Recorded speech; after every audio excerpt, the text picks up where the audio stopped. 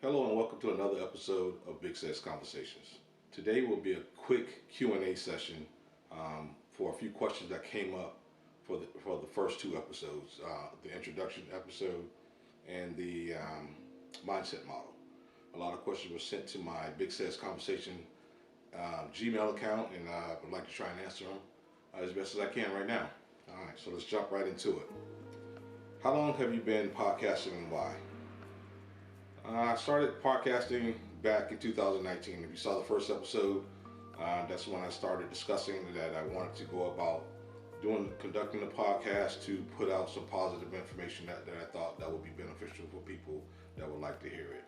So roughly about a year and a half, two, as far as the concept goes, but my first episode was put out this month. All right, moving right along. Question number 2. What has been your biggest challenge as a podcaster so far? Ooh, good question. I would say my biggest challenge so far has been actually getting to work with equipment and learning the editing aspect of podcasting. Speaking with people and having a concept and the idea is one thing, but actually recording it, getting the audio and the video as best as possible with the lighting and putting it all together, that's been the biggest challenge. So it's definitely a learning curve for me. Next question. How do you make time for yourself? Man, that's been I guess you could say that goes all the way back to the beginning of my military career, making time for yourself. It's just about priorities and what's important, and kind of setting things up in like small compartments, saying, okay, I have time. This is the amount of time I need for my job. This is the amount of time I need for my family. This is the amount of time that I need for my hobbies. And if you try not to let any of those times bleed over as much as possible, but just set dedicated times for each activity in your life, I guess, will be a safe thing to say. But I try and stick to a pretty strict little schedule. I do work full time, so it can be challenging at times, but I try and keep everything in its own little compartment as best as possible. Okay, next question. How do you challenge yourself to step outside of your comfort zone? And this podcast in itself is definitely stepping outside of my comfort zone. Just everything about the podcasting, the future interviews that we're going to be doing, talking in front of the camera, speaking to everyone. I guess I've been doing it throughout my military career and in my private sector as my job as a contractor, but doing this for purpose-driven reasons is definitely stepping outside of my comfort zone, because like I said, the editing aspect of podcasting can be a bit challenging. So that's definitely stepping out of my comfort zone a little bit. All right, let's see here. How do you like living in Okinawa? Man, whew. I enjoy it. I wasn't feeling it at first. I won't be honest, but since I've been over here, I've grown to appreciate the customs. Everything about Japan is really nice. I'm originally from Florida, and the lifestyle over here is totally different. As a family man with children, you can appreciate the subtle, laid-back nature of the people in Japan. It makes you feel comfortable. A lot of things that are going on in the world right now, I don't have to worry about here in Japan. And I'll leave it at that. Let's see here. Do you like Japanese food? Yes, I have definitely grown to appreciate sushi, salmon specifically. The food, the food culture here and their eating habits is extremely healthy. They eat a lot of vegetables here. They have this thing called a bitter melon here that's really great for blood pressure and blood regulation overall. It's extremely bitter, but there's different ways to cook it to kind of extract some of the bitter out of it. But the food here is really nice. There's way more than just rice. And what I've learned over the years, African Americans and Japanese have a lot in common in certain types of food. So, yeah, the food here is good. Trust me, we're not missing anything being over here in Japan. What equipment are you using? Whoa, I'm using a lot of different pieces of equipment that I've accumulated over time. As far as the audio goes, I'm using the Shure SM7B microphones for my cameras. I'm using the Panasonic Lumix for recording.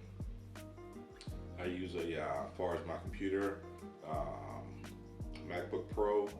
I have for my video, I'm using the ATEM's ISO Pro. That's regulating all of my video.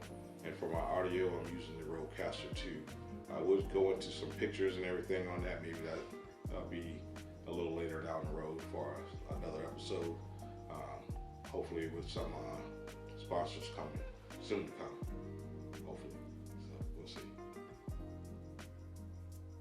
What softwares are you using? Okay. To run some of the music that you may hear in the background on my videos, I use the Artlist. I use the Artlist Pro ISO for that. It has some license-free music that I can use in the videos. As far as the video editing software that I use the Final Cut Pro. And for the music, no, not the music, but some of the video inserts that I put into some of my videos, I use what's called a Storyblocks. Storyblocks.com. It's really good. I can pull some different video footage that I can use to kind of enhance the video, so it's not just you looking at me in a monologue. So, yeah. Oh, next question. Will there be more content like the mindset model? Most definitely. I'm very big on positive mindset and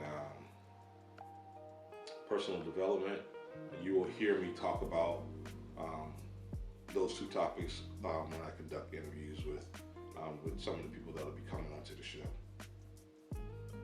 And last question here, how do you want to be remembered? Ooh, that is a deep question there. How do I want to be remembered? Just as a good guy, a good father, good husband, good friend, someone who tried to impact society in a positive way. That's all we can really ask for. Just be a good guy all the way around. I don't think I can ask any more than that. Before I go any farther, I kind of want to acknowledge a few people moving forward. I definitely want to send a special thanks out to Mr. Brian Crawford. He was very beneficial in helping me out with the first videos going forward. His knowledge of video and software was very influential in helping me out. I want to give a special shout out and send the prayers out to my sister Simone Barron in Tallahassee, Florida. She was having some health issues. Don't want to get too deep into that. Just sending some prayers out and a shout out and let her know that, hey, I appreciate you and I love you and thinking about you every day. Special shout out to my friends Aaron and Jim back home, huge supporters of the program. Special shout out to my DenStar family. You know who you are. Chief Littlewood, definitely want to send you a special thanks out for putting the word out, spreading the word about Big Sets Conversations. I appreciate it.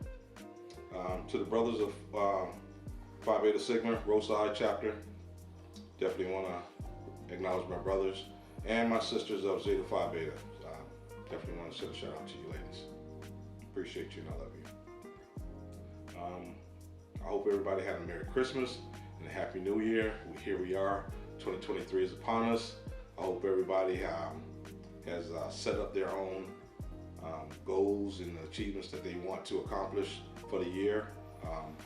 But before you do that, make sure that you've closed out everything that you were supposed to do previous. And you don't want to start a new program without closing out the old one. So hope everybody can get that squared away moving forward into 2023. I think that about does it as far as the questions and my acknowledgments. So we're going to keep it brief. As always, take care of yourself physically, mentally, and spiritually. Peace.